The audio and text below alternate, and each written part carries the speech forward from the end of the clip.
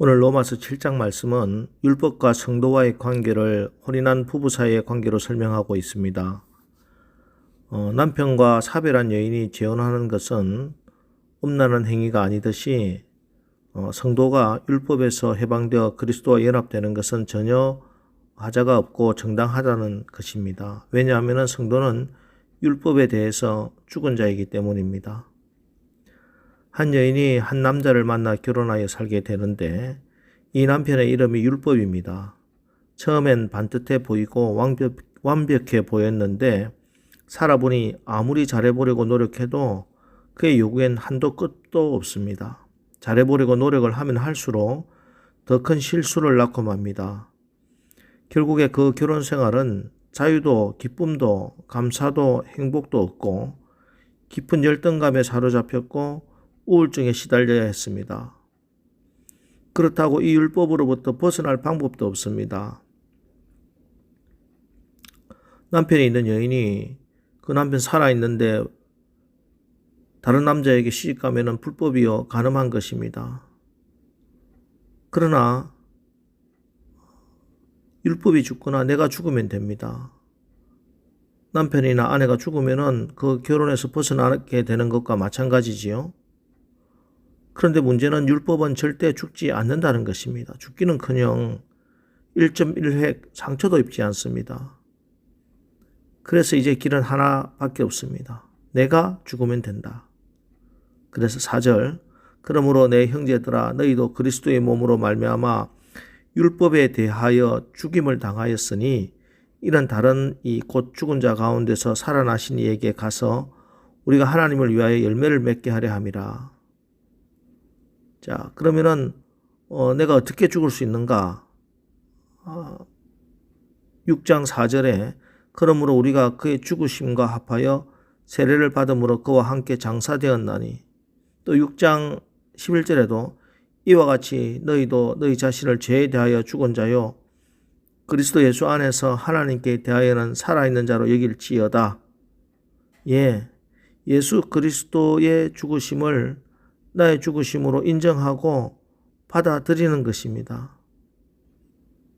이게 율법에 대해서 죽는 길입니다. 여러분, 우리는 율법에 대해서 깨끗이 죽어야 합니다. 그래야 은혜 안에서 행복한 신앙생활을 할 수 있습니다. 과거를 청산하지 못한 채 결혼을 하게 되면은 결혼 후에도 옛사람에게 매이게 됩니다. 신혼여행 가서 옛날 여행 꿈꾸고 옛날 여행 만나러 다니고 이거 한심한 얘기 아닙니까? 옛 여인, 옛 남편과는 비교조차 하지 말아야 합니다. 이렇게 하면 오늘 본문은 간음이라고 단언하고 있습니다. 그래서 율법에 매여서 율법적 가치관, 공로와 행위의 안경으로 자기를 보고 남을 판단하는 것은 영적인 간음인 것입니다. 걸핏하면 남을 판단하고 비판하기 좋아하는 사람, 이런 사람은 율법에 매여 있는 사람, 영적으로 간음을 일삼는 사람입니다. 여러분, 성경은 그리스도 예수 안에 있는 우리는 율법 아래 있지 아니하고 은혜 아래 있다고 분명히 말씀하고 있습니다.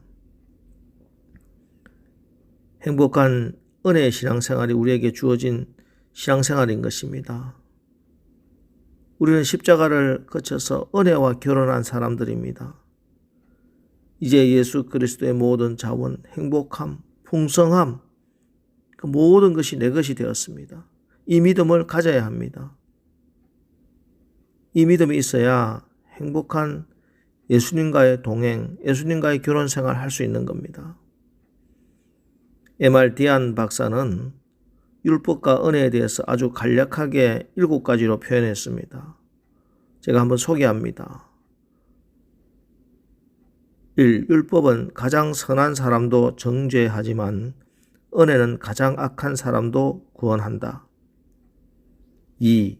율법은 죄의 삭선 사망이라 말하나 율법은 하나님의 은사는 영생이라 말한다. 3. 율법은 죄의 빚을 갚으라 말하나 은혜는 이미 죄값은 지불되었다고 말한다.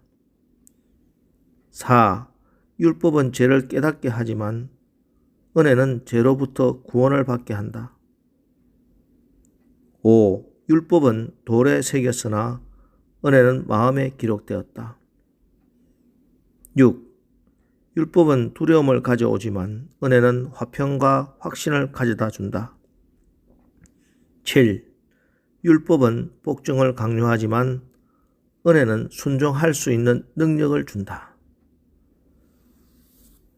예, 그렇습니다. 율법으로 어려워질 수 있는 사람은 아무도 없습니다. 율법 가운데 있을 때 인간은 죄의 정욕 때문에 사망의 열매만 맺고 살았습니다. 그러나 은혜의 예수와 신방을 꾸미기 시작하면서부터 새로운 열정이 생깁니다.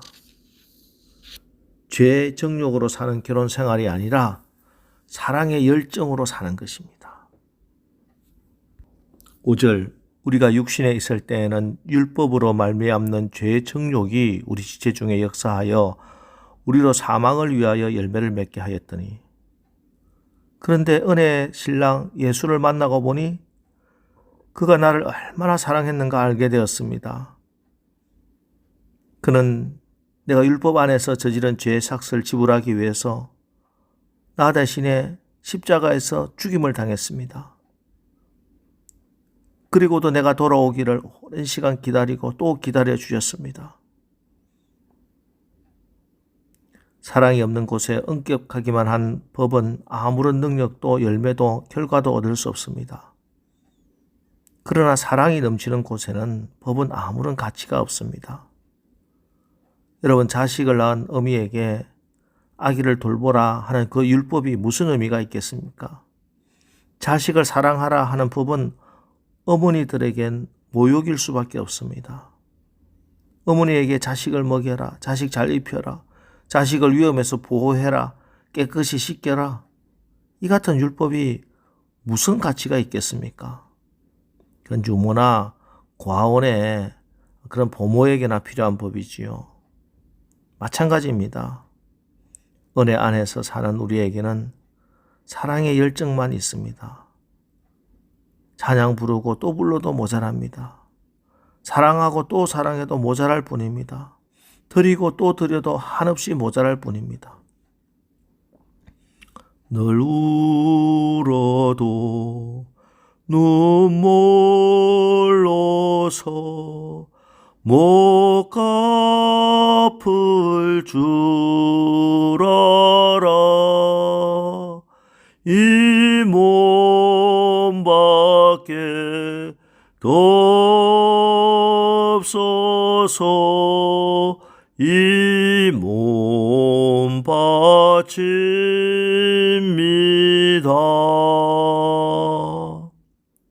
내가 가진 모든 것으로 예수님과 그의 몸된 교회를 섬기고 또 섬겨도 늘 부족한 것뿐이요 아쉬운 것뿐입니다. 바라보고 있어도 보고 싶습니다. 말씀을 듣고 있으면서도 또 듣고 싶습니다. 예배드리고도 또 예배드리고 싶습니다.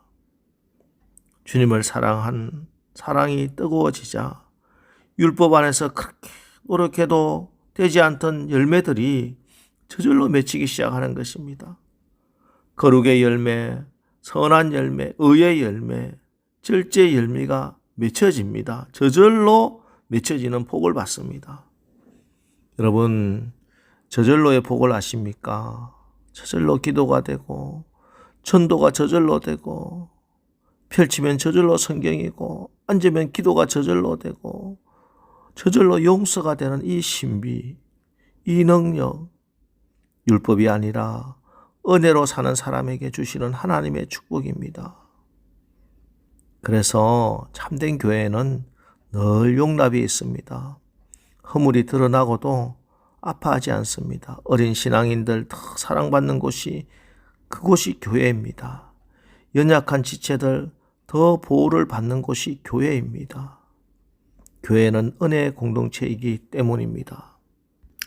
하나님의 사람들, 그들은 좀 허술한 것 같아도 한 가지 삶의 원칙이 있습니다.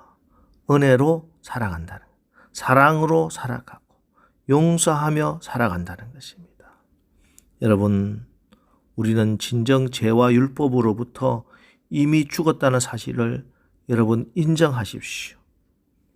죄에 매여 사는 것도, 율법에 매여 사는 것도 영적인 간음입니다. 이미 우리는 죄에 대하여 율법에 대해서 죽었습니다. 오직 우리는 은혜의 끈에 예수의 사랑에 매여 살 뿐입니다. 이제 여러분은 영광스럽고 존귀한 예수 신랑의 거룩한 신부들입니다. 우리 예수님과 함께 오늘도 살아갑시다. 예수님과 함께 살고 예수님 안에서 예수님을 통해서 성령이 주시는 귀한 열매들을 낳는 오늘 풍성한 하루 사시기를 주님의 이름으로 축원합니다. 기도하겠습니다. 하나님, 우리가 죄에 대하여 율법에 대하여 분명히 죽은 자임을 알게 하시니 감사합니다.